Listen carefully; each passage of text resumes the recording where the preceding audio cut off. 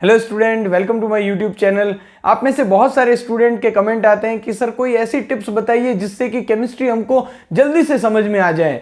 तो फ्रेंड्स, मैं यहाँ पर यही कहना चाहूँगा कि ऐसी कोई भी टिप्स, ऐसी कोई भी ट्रिक्स होती नहीं है। जनरली हम अपने कंटिन्यूस एफर्ट के थ्रू किसी भी डिफिकल्ट चीज़ को भी आसान बना लेते हैं। तो आज के इस वीडियो में मैं अपने कुछ प्रैक्टिकल एक्सपीरियंस शेयर करूंगा over the period of time जो मैंने केमिस्ट्री को पढ़ा और कैसे मैंने केमिस्ट्री को इजी वे में पढ़ा, वो सब टिप्स आपके साथ शेयर करूंगा। हो सकता है कि बहुत सारे स्टूडेंट उन टिप्स को ऑलरेडी फॉलो कर रहे होंगे, लेकिन बहुत सारे स्टूडेंट ऐसे होंगे जो कि टिप्स को फॉलो नहीं कर रहे हैं। तो आप जो वीडियो में मैं बता रहा हूं टिप्स, आप उनको जरूर फॉलो कीजिएगा। डेफिनेटली आपको हेल्प मिलेगी, डेफिनेटली आपको इंप्रूवमेंट नजर आएगा।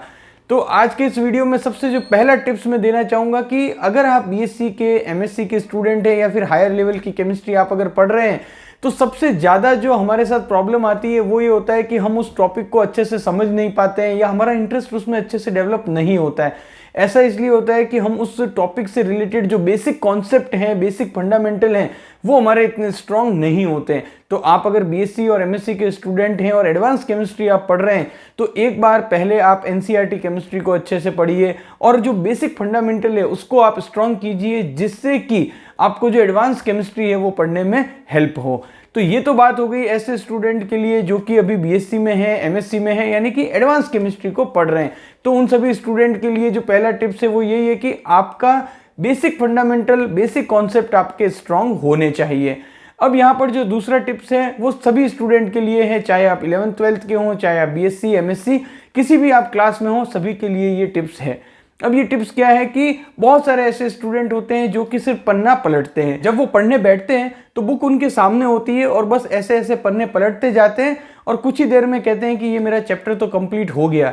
लेकिन वो चैप्टर कंप्लीट हो तो जाता है, लेकिन कुछ दिन के बाद, हो सकता है कि कुछ घंटों बाद ही, वो चैप्टर पूरा का पूरा इवोपरेट भी हो जाता है। यानी कि जो पढ़ा है वो ज़्यादा लंबे समय तक याद नहीं रहता। क्योंकि केमिस्ट्री में आप देखेंगे कि आप 3 या 4 पैराग्राफ आगे बढ़ेंगे, आपको कोई ना कोई नेम रिएक्शन दिख जाएगी, कोई ना कोई फॉर्मूला दिख जाएगा, कोई ना कोई ऐसी टेबल दिख जाएगी। तो वहां पर अगर आप सिर्फ और सिर्फ पन्ने पलटेंगे तो वो चीजें हम ज्यादा लंबे समय तक याद नहीं रख पाएंगे। तो आप सभी ऐसे स्टूडेंट जो कि ये सोचते हैं कि मुझे 1 घंटे में ये 15 पेज कंप्लीट करने हैं, तो उन सभी को मैं ये कहना चाहूंगा कि ऑलवेज आप क्वालिटी पर ध्यान दीजिए, क्वांटिटी पर ध्यान मत दीजिए। आप अच्छे से पढ़िए, जितना पढ़ रहे हैं, चाहे आपके 4 पेज कंप्लीट होते हैं 1 घंटे में, लेकिन आप उन्हें अच्छे से पढ़िए। अब ये कैसे होगा?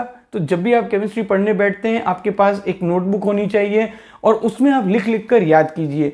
जितना आप लिख लिख कर याद करेंगे उतना ही कोई भी पढ़ी हुई चीज़ आपको ज़्यादा लंबे समय तक याद रहेगी। तो हमेशा इस प्रैक्टिस को आप फॉलो कीजिए। अगर आप करते हैं तो बहुत अच्छी बात है, और अगर आप नहीं करते हैं तो इसे आप अभी से अप्लाई करना शुरू कर दीजिए। आपको डेफिनेटली बहुत ही अच्छे रिजल्ट मिलेंगे।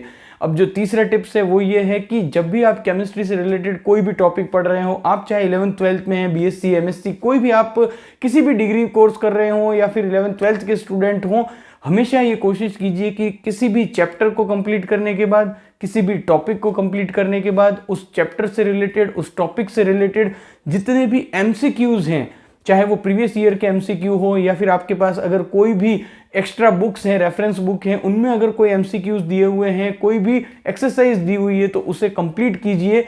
इससे क्या होगा कि टॉपिक को पढ़ने के बाद कई बार हम कई सारी चीज़ों को इग्नोर कर देते हैं कि ये चीज़ें इंपॉर्टेंट है भी या नहीं, लेकिन अगर उससे रिलेटेड कोई क्वेश्चन अगर हम देख लेते हैं तो उस क्वेश्चन को करने के बाद वो टॉपिक, वो कंसेप्ट हमारे दिमाग में ज़्यादा लंबे समय तक रहता है, जिससे कि आप उसे ज़्यादा लंबे समय तक याद भी रख पाएंगे और आपकी मेमोरी भी शार्प होगी और उस टॉपिक से रिलेटेड कैसे कैसे क्वेश्चन आ सकते हैं और कैसे उन्हें सॉल्व करना है, इसकी भी डेवलपमेंट आप में होती रहेगी, जो कि आगे चलकर कॉम्पिटिटिव एग्जाम में आपको बहुत ज़्यादा हेल्प करेगी।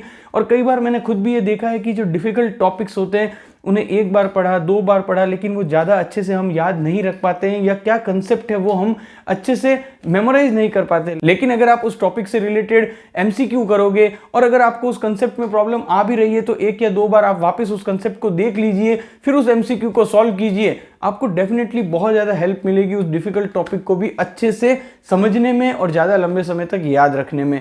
तो तीसरा टिप्स यही था कि जैसे जैसे टॉपिक कंप्लीट होता जाए, जैसे जैसे चैप्टर कंप्लीट होता जाए, एक्सरसाइज कीजिए और साथ साथ में जितने भी एमसीक्यूज हैं उससे रिलेटेड उन सभी को सॉल्व कीजिए, बहुत ज़्यादा हेल्प करेगा। तो आई होप कि ये जो तीनों टिप्स हैं आपके लिए हेल्पफुल होगी। तीनों ही बहुत ही प्रैक्टिकल टिप्स हैं और तीनों इजीली हम अप्लाई कर सकते हैं। वीडियो अच्छा लगा हो तो लाइक जरूर कर देना। Thank you for watching this video.